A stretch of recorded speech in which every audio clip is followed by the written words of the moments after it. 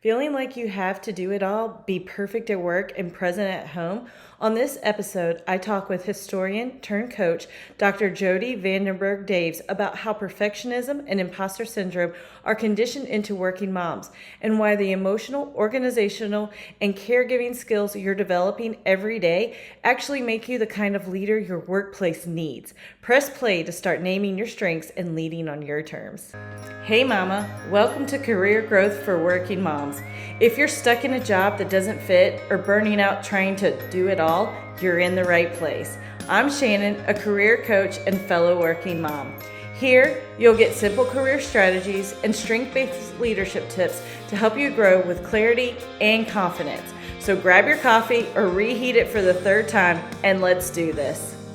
Hello, everyone. Welcome. I'm so excited to have Dr. Jody Vandenberg Daves with me today. She is a coach, consultant, educator, and historian who helps women step into bold, values-driven leadership. With a doctorate in history and over 25 years of experience in women's leadership, social justice, and inclusive career development, she brings a unique blend of academic depth and real-world insight. She is especially passionate about supporting working moms as they navigate perfectionism, imposter syndrome, boundary setting, and the undervalued leadership skills born from caregiving. Welcome, Jody. I'm so excited to have you here today. It's great to be here. Thank you for that nice introduction and for the invitation. This is a Yes, this is a wonderful space to be. yes. So your career journey has academia, coaching, motherhood. What's the moment you knew your work needed to center around women's voices and leadership? That's a great question. I chose to focus on women's history in my academic path and training, but I don't think I really thought about leadership till, a number of years into my career. And I think that a story that came up for me or is part of my story over and over again is all of a sudden I'm leading on things that I didn't know I was actually developing leadership on. And one of those was being a working mother and trying to create more space for working mothers. And so one of the first leadership things I did on campus when I was a fairly young faculty member was chair what they called the Chancellor's Women's Advisory Council. And it was about making better spaces for women. And we really focused on work-life issues. I had at the time, I guess I had all three of my children. I had the first child when I was a graduate student, and I remember my parents saying, now that second baby's name should be PhD, which is what I did.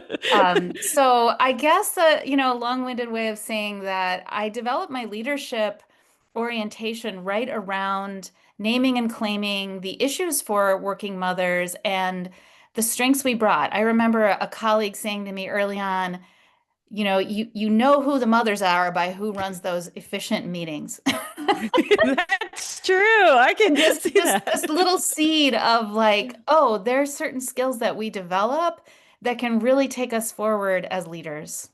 Yes, yes. So let's talk for a moment about perfectionism, imposter syndrome. I think as working moms, that's a very typical thing that we run up against. And so, what do you think we need to do as working moms to break those habits, or not habits, those mindset issues? Yeah, for part of it for me is always a stepping back because I'm a context person. I'm a systems thinker. That's what being a historian does for you, and being also trained in the field of women's gender sexuality studies. How is the context shaping that? And whenever we can do a step back, that just depersonalizes it. And one of the things that I think the research shows is that systems train women to be perfectionistic because we tend to have more to prove. And when we are then becoming caregivers and feel like we might be departing from these ideal worker norms, those norms where we're available 24/7 and we're always on, then Yes. though that can be triggers for our perfectionism and imposter syndrome. So one of the things I teach, and I do have an upcoming free webinar on perfectionism and imposter syndrome, confronting that. I teach people to think about what are the triggers for that in their day-to-day environment, in their like moment in their cycle of work, in any change triggers in their environment, but also in that bigger picture. How were you conditioned to think you have to do it all and prove it all? And what or whom in your environment might be triggering for you in that respect? Or conversely, who might you team up with to help you deal with that? Because I think of all the leadership skills we need to learn as kind of team sports, things that Yes. are better done in community where we're being a little vulnerable, we're opening the doors for ourselves by dealing with these internal mindsets and looking at the external stuff, but then we're also helping open more doors for others through those kinds of questions and challenges and the inner work. We're also helping our friends and our community at work. Right. I love that because I do think it goes back to triggers because I know like for me, I had to be quote unquote perfect on the outside to everybody. Mhm. That was how we were as a family. Like we went out, we were the perfect little family. And I get triggered by that. Sometimes Mhm. someone will do that and then I'm like, oh, and then it's great because my husband is well aware of that and he'll say, okay, who's triggering you to feel like you have to be perfect right now? And I went, oh, okay. So I really resonate with that for me personally. That's wonderful and good for him. And hopefully you have that person or persons at work too. Yes. Thinking about, I know through my journey, this connects to boundaries as well. Of course, boundary setting is an important piece of this. Oh, yes. Um, I feel like it's important to continually do a little bit of check-in with yourself. Where are your boundaries working better, at home or at work? And how can Yes. you kind of level set a little bit that with that? And again, who can help you? Who can help you identify the triggers and also stay in touch with the value you bring. So, I mean, Absolutely. another kind of general mindset piece of advice I give is you need to think of yourself as a long-term investment and a long-term asset to your work and your motherhood. You Yes. are in this for the long haul. And so I remember, sometimes I have those moments where I can see that, and sometimes I'm buried under it just like everyone else. But when I'm trying to remember, I think it was my third baby and really having to negotiate a maternity leave while I was a tenure track faculty member. I remember thinking, I'm going to be here a long time, and so sure, they'll have a little bit of less of me right now, but I'm Mhm. not gonna, I'm gonna try to keep my eyes on the prize of being here long term and seeing myself as a long-term investment. And I encourage Yes. everyone to do that. And now I Yeah. even talk to mothers who are going on maternity leave as, it's actually a moment where you can do a little bit of step back and pivot, thinking of Mhm. yourself as that long-term investment. You're away from your work right now. They've already restructured a little bit. How are you going to step back into that with that sense of yourself as a long-term investment, with that sense of yourself and your work as maybe something negotiable and a little more flexible than you thought, so that you Right. can sustain chapter by chapter of your life as a mother and as a working person. Yes. I love that because I know we have moms that are listening that are in that exact same position right now. So that's Yeah. amazing. And so, okay, caregiving. I mean, it has these leadership skills, but they're kind of invisible. Yeah. So, how do you feel that women can name them and claim them as real career assets?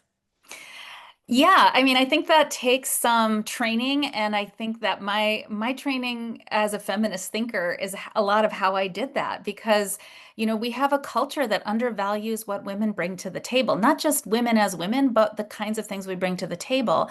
And yet, I think, in the field of kind of leadership theory, it's becoming more and more clear that the skills that women are often socialized into are the very ones we need. We need emotional agility. We need to manage a whole bunch of different stakeholders, from toddlers to people who report to us.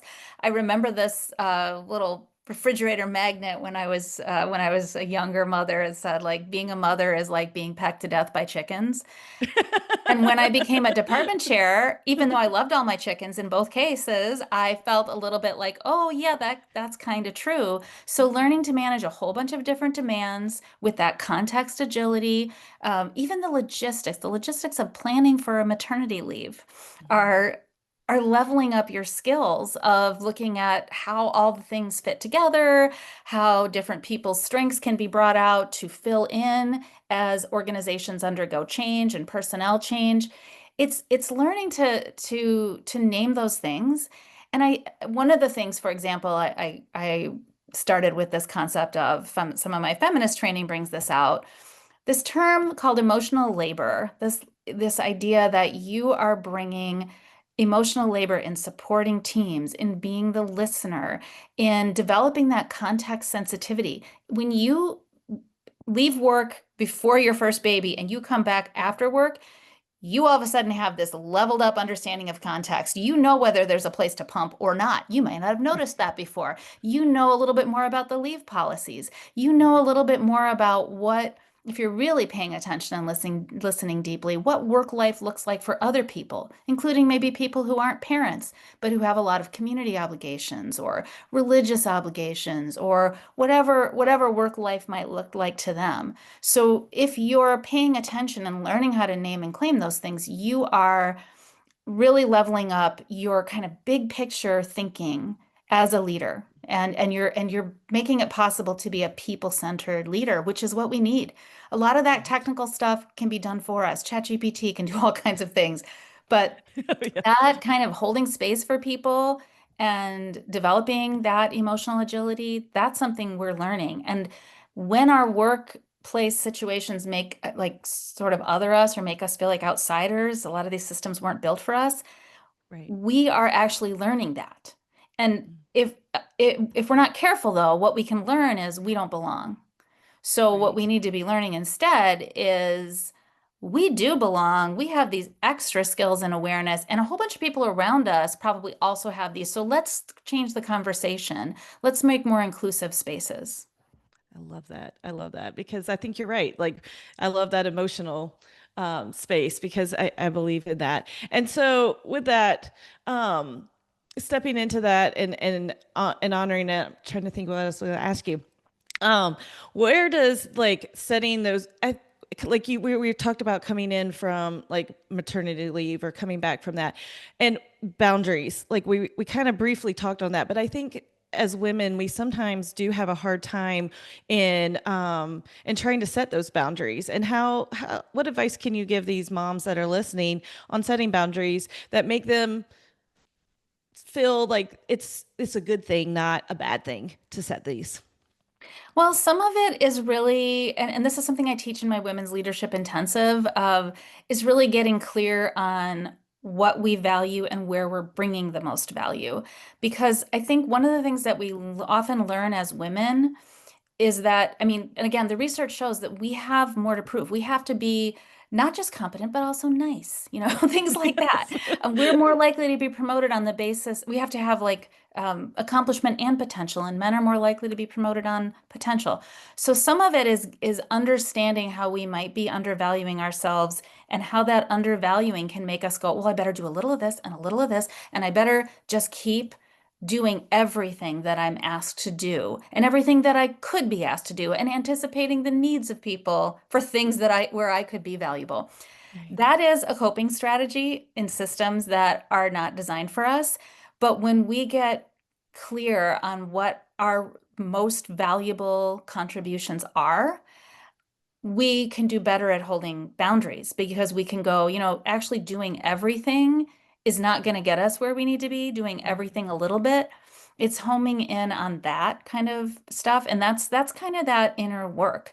And then I also teach a lot about in the Women's Leadership Intensive about negotiation and self-advocacy as leadership skills. You're learning to negotiate for the boundaries you need, whether it's a 4-day work week for a little while or a flexible work schedule or a series of check-ins about your work assignment as you're transitioning through a work life chapter. Whatever that negotiation is, you're kind of stepping into your power when you do it. And you're also developing, again, I think it's always naming these kinds of skills, boundary setting, negotiation, as leadership skills, because leaders need to negotiate. I Yes. did that all the time as a manager. I was always trying to negotiate for people on behalf of the people who didn't have a voice one level up from me. I wanted to be their voice and I wanted to negotiate for them. So actually, when we're learning to negotiate for ourselves, we're Mm. honing those skills of working in those systems and learning how to negotiate. So it's again, owning your strengths Right. and then learning how to negotiate and then really, what are those boundaries you need? I feel like it's never finished. You know, I know in my chapters of career, I would get these periods of like, wow, I feel kind of balanced. I actually feel like it's kind of here. And then it would go away, and I'd have to just like put all the pieces back together again and go, okay, get a little more balance. But then when you love your work and you love your family, and you're good at a bunch of things, guess what? You're going to get out of balance again. It's just never finished. So if you think of boundary setting and working on some sort of balance, or maybe we prefer the term harmonizing, maybe balance is just, I don't know, impossible. But whatever it is, it's just something that you need to put on your sort of maintenance list Hmm. always. Yes. Because if you've got a balance and you got that perfect little balance, well, then you're probably gonna outgrow that moment in your life anyway and outgrow whatever brought you there. And you're gonna be like, but I want to take on this challenge. Or, all of a sudden my kids are at an age where, they just need me all the time. And everyone told me that was only when they're babies, but it turns out they're teenagers and they need me. Right, So exactly. it could be anything. Yes, I love that. Well, Jody, where can our listeners best connect with you? So my website, jodivandenberg-daves.com. My company is JVD Consulting, and I do, as I mentioned, have a webinar coming up where I'd love to see some of your listeners, and I'm hoping some will join me. I'm putting together a fall cohort of what's called Unlocking Your Leadership Potential, where we will really work on that naming and claiming, boundary setting, negotiation and self-advocacy, intentional career planning, inclusive leadership, mentoring, all the things. So I would love to connect with some of your listeners in those spaces. I'm also working on piloting back to maternity leave kind of class and cohort with some self-paced education. And so if people are in that space, That's awesome. please reach out. I'm kind of it should be ready in the next month or so, and I'm ready to form a little cohort on that too. So That's would awesome. love to connect with your listeners. And if anyone's in the upper Midwest, I've got a couple big women's leadership conferences I'm speaking at as well. So Very nice. Very nice. Well, as we wrap up, I like to leave my listeners with an action step or a mindset shift that they can take today. So what advice would you give them? I feel like it's important to think of leadership as really expansive and to keep naming those leadership skills and having others help you do it and think really creatively about that. Get out of the box because you have so many of them and really think about what you're learning on your journey as a mother and how that's helping you be an expansive, inclusive leader. Awesome. Well, thank you, Jody, so much for being here today. Oh, my pleasure. This has been great. Yeah, thank you for the great questions and the thoughtfulness that you put into all the work you're doing on the podcast, Shannon. I really appreciate it. Thank you. Hey, Working Mama, I hope you enjoyed today's episode. If so, would you take 30 seconds to share it with a friend who's stuck in her career but doesn't want to sacrifice her family to grow? Also, please leave a quick review on Apple Podcasts. It seriously lights me up to know this show is helping you navigate burnout, find clarity, and lead with confidence. All right, time to shut down my laptop and pretend I'm not hiding from folding that laundry. I'll meet you back here soon for another episode of Career Growth for Working Moms. You've got this.